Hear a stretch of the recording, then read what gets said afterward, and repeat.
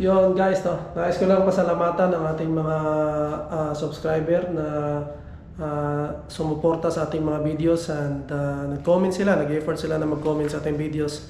And natuto tayo sa buhay dito sa Canada dahil bago lang tayo dito, kailangan talaga natin ng guidance ng mga matatagal na dito. So sila ay nag-effort talaga na mag-comments and na-appreciate ko po na ang inyong mga comments and marami po akong dapat pang matutunan dito sa buhay Canada. So shoutout ko lang si Harmony763, si Simply Joy 3919, si Mini Crafty Lady from Taiwan. So shoutout sa inyo ma'am and salamat sa pag-alala, salamat sa inyong advice tungkol dito sa buhay Canada and yun sa pagsuporta nyo sa aking mga videos. Salamat po and shoutout din po sa McCarthy family, Saldong family and Condeno family, Vicino family, Villacarillo family and shoutout sa aking tatay na si Rogelio Panday Villarico.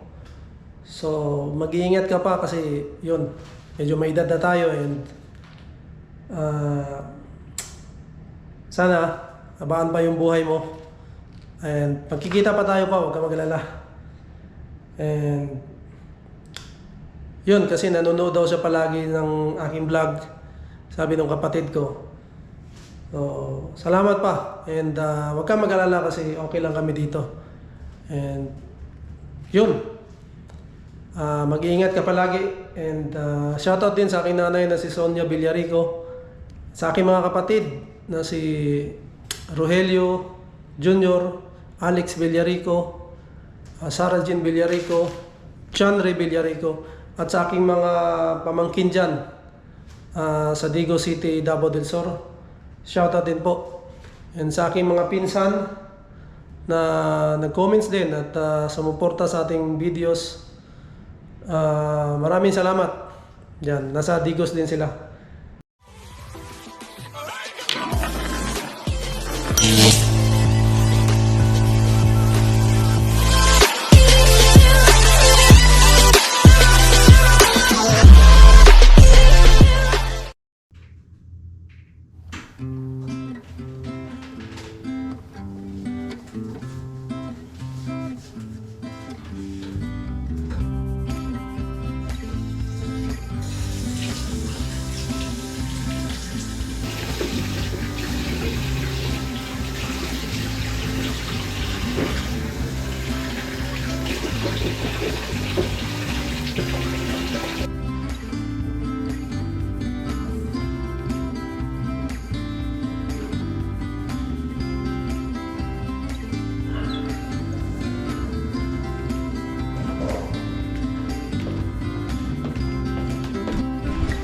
So good morning guys, no? Papunta tayo ngayon sa meron tayong food handling training. So sa may North York yun. Ayan, dalawang bus tayo. Okay. Hindi pa natin masyadong kabisado yung lugar pero sana dito maligaw. Pasok tayo.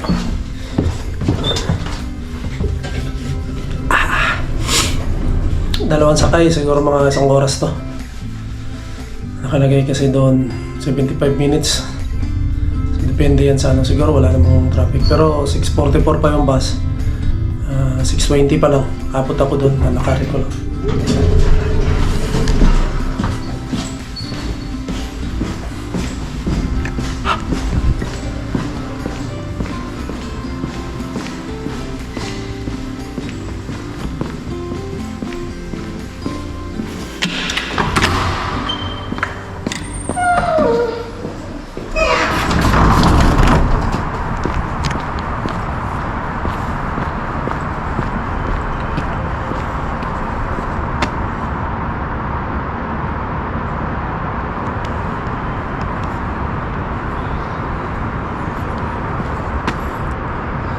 So ito yung ruta na susundan natin guys, no? Lakad tayo pa. Kakarin natin to. Ito yung ruta ang susundan natin. Baba pa yan doon. Kakaliwa pa tayo. Ito yung susundan natin. Dito tayo sasakay ng bus. Ayun. Ayun, 75 minutes oh. 7:40. Sabi dito 7:40, doon na tayo. Bilisan natin. Kasi baka magkaligaw-ligaw pa tayo. Alas 9 pa naman yung umpisa ng ano. Alas 9 pa yung umpisa ng training. So, mas maganda na yung maaga para pag naligaw, hindi balik. So yun lang no. Sakto lang lamig ngayon guys, hindi masyado. Medyo jacket na ako, tapos t-shirt sa loob. Pagka doon sa training mainit, ubarin ko lang tong jacket. Pwede na. So 7 oras to guys, 9 to 4 PM. Sabi naman nung kausap ko, free meal naman daw. So freelance to, ng problema. Pero may baon pa rin ako dito ng saging saka tubig kung sakali lang. Bilisan ko lang yung lakad guys kasi 6:44 nandun yung bus. At ano na, 6:27 na. So abot naman siguro ako. Bilisan ko lang para sauna tayo sa bus. Kasi saglit lang yung huminto, tapos may alis na yun eh. So shoutout nga pala sa OWA ano. Ito yung programa ng OWA. Nakita ko lang sa isang group, tapos kinontak ko yung nakalagay doon, si Ma'am Catherine Romulo ata yun, kung hindi ako nagkakamali. And then sinabi lang niya na kung member pa daw ako ng OWA or kung international student, hindi rin pwede, kailangan daw work permit.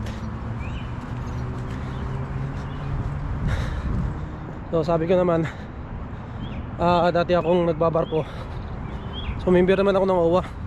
So yung OWA na yan, hindi pa ako nakagamit ng mga programa niyan. Kasi nga sa pagbabarko, ano yan, mabilis lang kami. Pero may programa siya, OWA yata din yan, yung free training nga, sponsoran kanila sa Pilipinas pa. Tapos yung training namin sa barko, sponsoran nila, sila magbabayad. Pero hindi ko nagagamit yun. So ngayon, buti nakita ko and magagamit ko na siya ngayon. Free training saka free meals. So tignan natin guys kung ano yung nandoon sa programa ng OWA. So yun lang guys, mamaya kita tayo sa bus. So malayo pa pala to guys no? Yun pa oh. So yun yung binabaan namin dati nung galing kami sa Courtyard Hotel. Doon kami bumaba, tapos naglakad kami rito papunta doon sa condo namin. So buti na lang inagaagahan natin kasi 6:30 na oh. Medyo malapit na guys. So akala ko medyo mabilis lang, ngayon may nag-aabang na oh. So tingin ko yun na yan eh, nag-aabang na sila ng bus.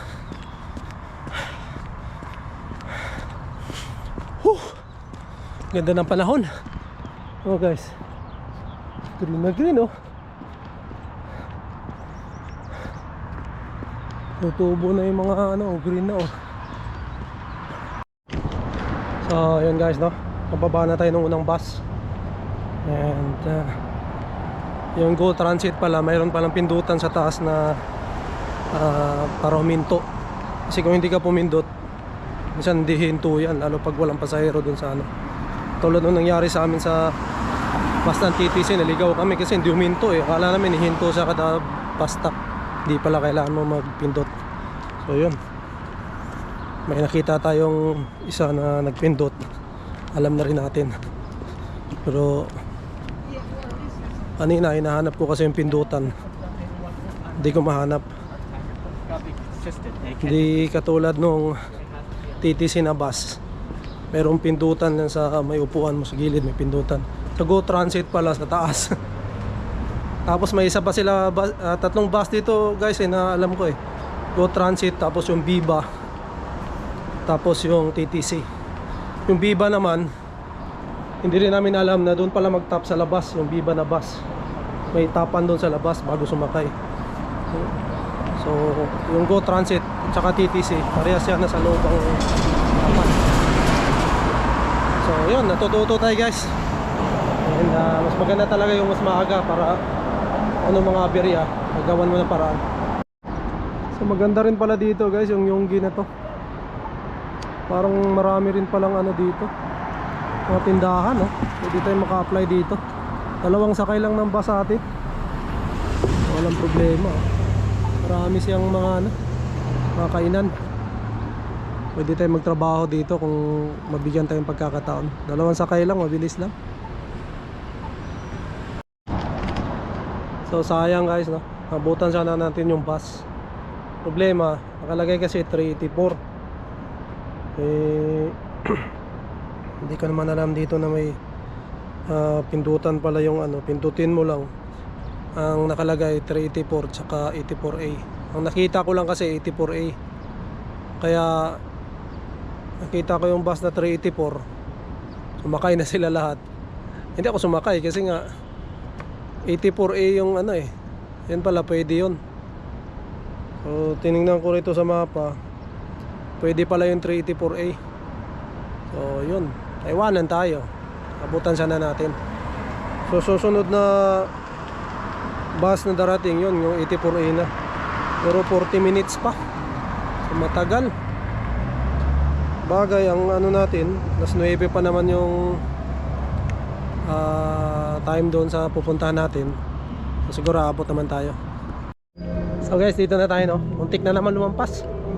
Buti nagtanong tayo dun sa driver, kasi isa lang yung bumaba Palagay kasi Downsview Park Station. Kala ko station yung malaki, wala lang siya, maliit lang. So maganda talaga magtanong. And lakad na lang. Yun, nakikita ko na malapit na. 8:15 pa naman. Isang sabi dito, St. Regis kaliwa. So dito kaliwa tayo, tapos kanan uli, doon na. So 9 pa yung usapan, maaga. Mas maganda na itong maaga. So yun, mga building pala dito. Ayan, dito yung guys, parang mga truck.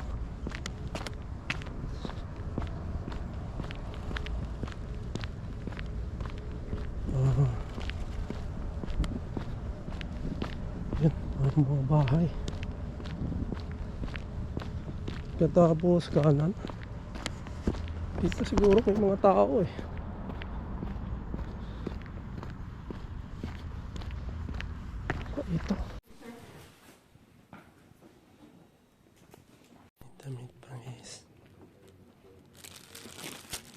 Our know-how, our knowledge to become effective citizens, workers, and children of God, Lord, as we use these talents to serve other people. Father, we seek your wisdom continually in our lives. Open the doors for us. We know that you will always provide for our daily needs. And we also ask that we align our plans and our will and our ways to your plans. And we know that you know what is best for us. So we humble our lives to you. We commit everything, Lord, unto you. We ask for your blessings upon our presenters this morning, upon all our organizers, and upon all our attendees. Lead us with your wisdom in Jesus' name. Amen. Amen. Labeling should be intact and correct. So every food item must have a label with a date. Do not accept damaged or dirty food.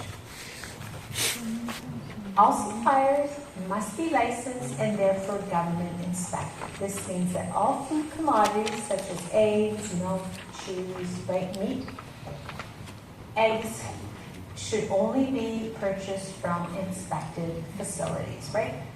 So you can't have a friend that has a chicken farm up north, you know, they have some chickens and they have eggs. You can't go buy your eggs from there and serve to the public unless it's an inspected farm.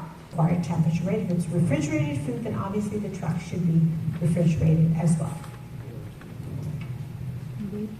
Therefore, the truck temperature should be taken. Refrigerated food should have a temperature 4 degrees or below. Frozen products should not be accepted, right?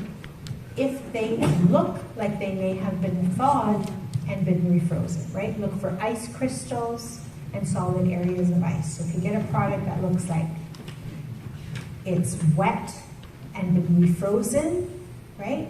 It looks like it has thawed out, do not accept that product, right? Because maybe they had a breakdown with their truck, everything, thawed out, and then they turned it back on, and then everything went and froze again. So be very careful.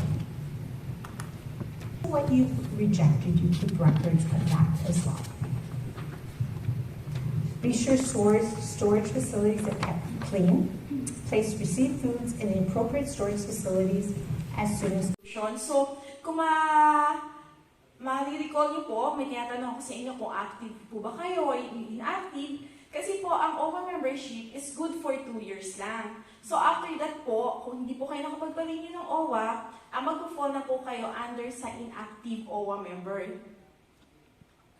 Yan, dumaan lahat na Filipino dumaan dyan. Ano man klaseng status mo, family, immigrant ba, caregiver ba, migrant workers ba, estudyante ba, pati mga estudyante siniserve na rin namin. No? So kung worst scenario ay meron kayong problema, meron kaming food bank. No? Kung nauubusan na kayong makakain nyo, don't be shy to connect sa community natin, no? Yung Filipino community para ma-address yung mga needs nyo. Meron ba kayong mga questions?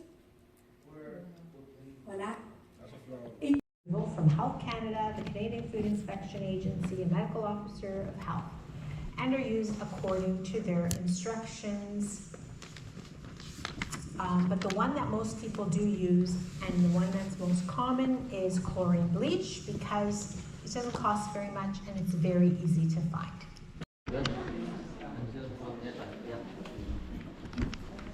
Lunch muna guys. Lunch na. 1 o'clock na.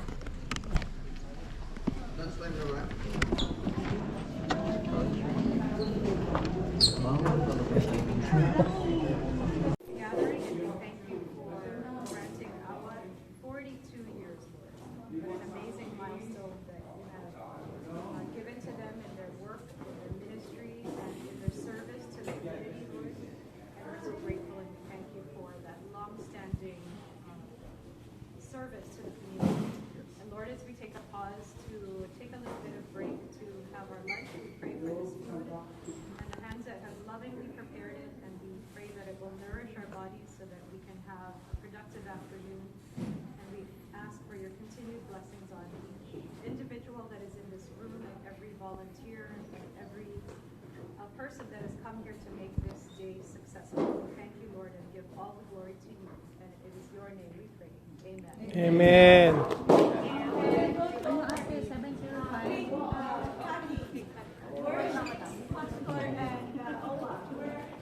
Ano naman ako dun sa video?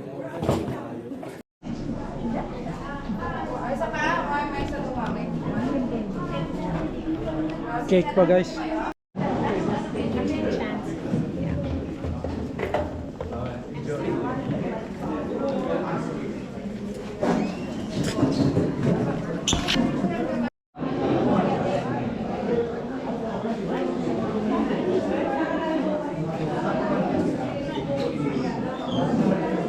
Flavor, langka flavor.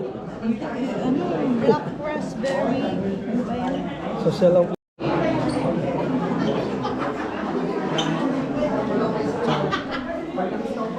Okay lang, spin ko na ha.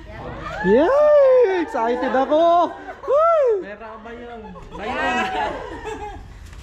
Talagang hinawakan ko. Number Yun na. 37. Number 3, Ooh!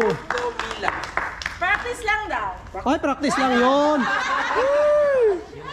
Buti na lang may Number practice. 3, sino number 3? Raffle guys. Wala, umuwi na. Nako. Oh, nandun siya. Sorry, bigay natin sa kanya. Si ate. Okay. Sinsura ka na Tignan mo, pinauwi nyo na. Doon, punta ka kay Ate Janice, ha? Doon. Pag nanalo, sign dito, ha? Oo. Dito, punta kayo dito. Si Ate Janice magbibigay. O, tanggalin na natin siya, ha? Para kung ano ba yun? Pipili ng number, may hawak na maleta. Ano ba yun? 23. 22. 22. Sino? Marcelo Rosgin. Lalaki siya. Ay. Rosgin. Pero, nandiyan siya. Okay, tuloy na natin yan. Ayan, may sounds na siya. Saan ka? Nakikita niyo ba? Sorry ah. Ano gusto mo? McDonald's? Tim Hortons? Tim Horton. Okay. 5. 5. Ancheta Adoracion. Yun. Siya, ayan. Si ate. Yung ka. Woo! Okay. Isa pa. Sign. Name and sign. BMW ng ano, McDonald's. Grand Prize. 19. Lee Mercedes Lelita. Yun. Mercedes. Announce ko lang ng IELTS, di namin nanalo lang. Uy, sana all. Kaya medyo hinihintay ko na lang doon. Dadating yan eh. Sana all. Teams Mac. McDo. Macdo. Sign ka pa. 33. Ito rin, kaya nga. Thank you. Sino to? Madeline.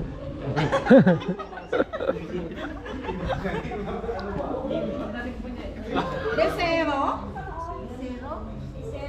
Becerra, yun. Muntik na. Ano mo te? Salome Becera.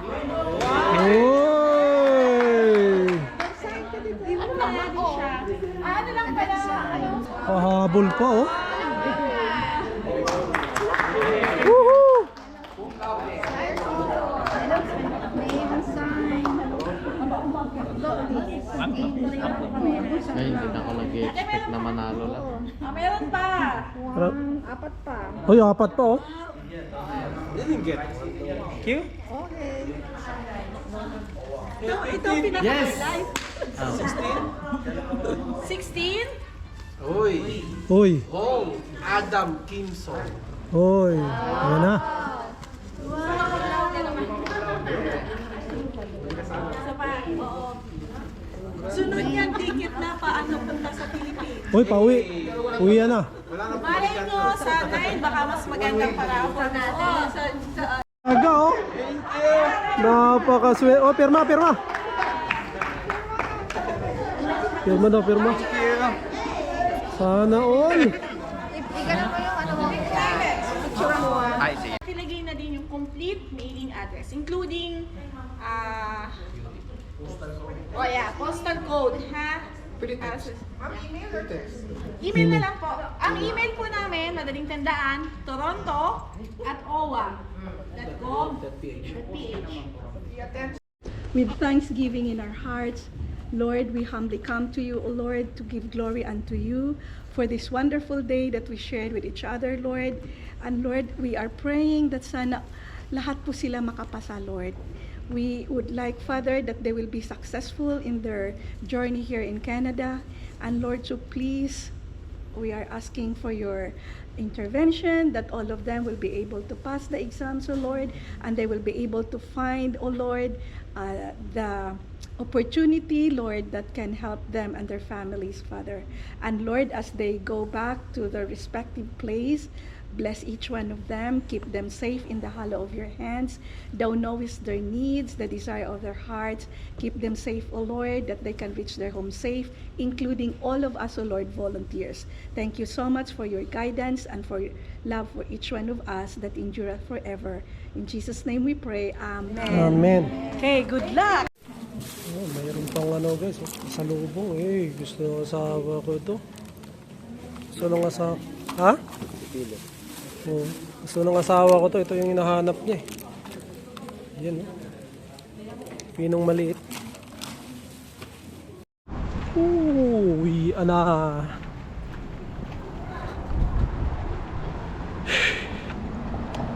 Yan na guys ah. Yan na kami.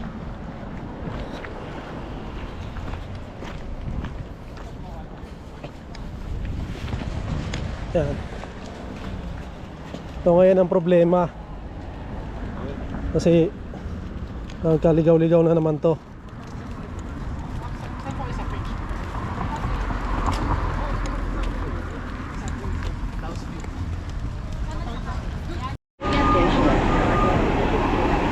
Dito na ako sa Scarborough guys. Dulo, lalakarin ko na lang.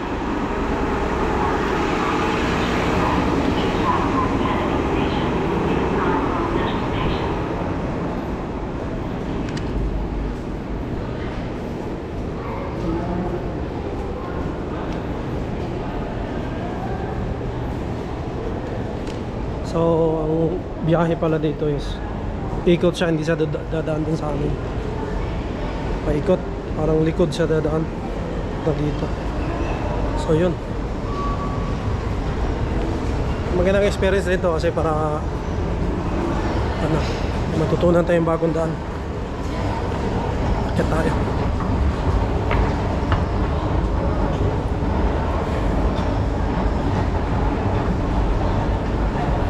So maganda yung training namin. All in all, pabalik ako June 9.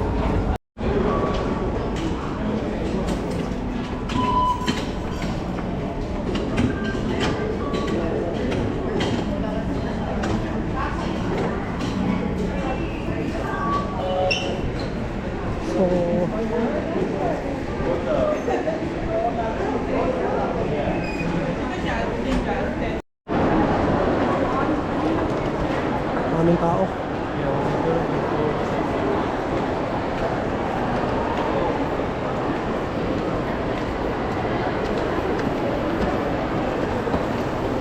Jollibee. Jollibee. Woo! Guys, nasira pa oh. Yung tripod natin. Hawak-hawak ko na lang. Bumigay na. Babasa kasi. Pero okay lang, mumurahin din naman to. Mayroon pa naman ako doong dalawang ano. So all in all, ang food handler certification is maganda. And isa yung programa ng OWA. So libre. Wala kaming binayaran, free meals pa. So partner sila ng simbahan ng Seventh Day Adventist. So doon ginawa yung training sa simbahan nila. Tsaka sila rin yung nagbigay ng pagkain sa amin. So pagkain masarap, marami silang pagkain, may dessert pa. Tapos may bring home pa kami. Nakauwi pa kami ng ano, dessert, egg tart yata to, tsaka cake. Tapos binigyan din kami ng tawag dito, pipino. So marami akong pipinong dala dito. So may events pa sila next month, June 9. So yun yung may mga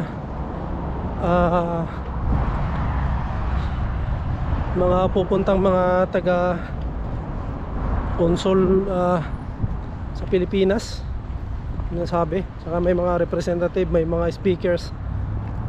So marami yung pupunta. So mas maganda kung makakadalo rin tayo dyan, kasi marami silang ituturo. Tsaka kagandahan, yun nga, networking. Marami kayong makikilala. And yun nga, baka doon tayo makahanap ng mag-refer sa atin sa trabaho bukod sa nag-a-apply tayo.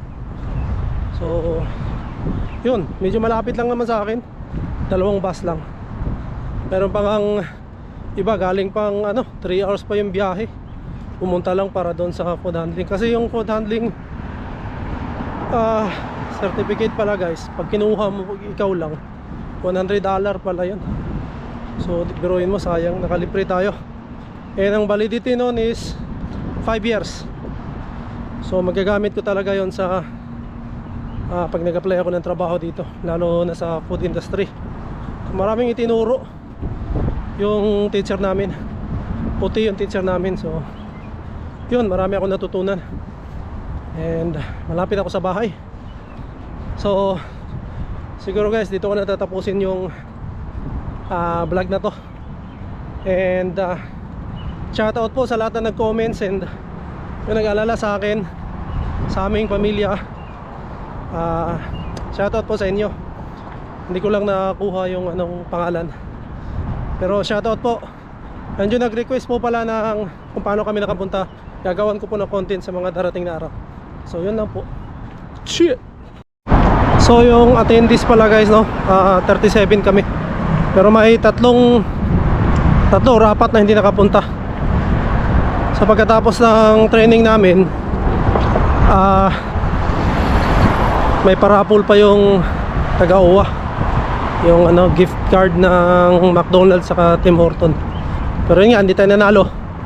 So baka sa susunod June 9 mananalo tayo.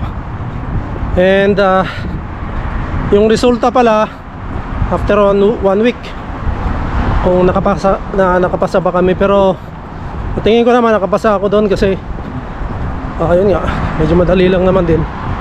And talagang nilecture naman din doon. So ang passing is 70%. So 1 to 50. So 35. Kuha ka, balik ka ng 10 o 15, pasok pa rin. Isesenda lang daw nila yung certificate. Pero yung result malalaman next week. Tapos isesend nila yung certificate sa mailing address namin. So malapit ako sa bahay guys. So dito na. So yun nga, salamat OWA sa magandang experience and sa certificates din. So sa mga darating pa na programa, sali ako.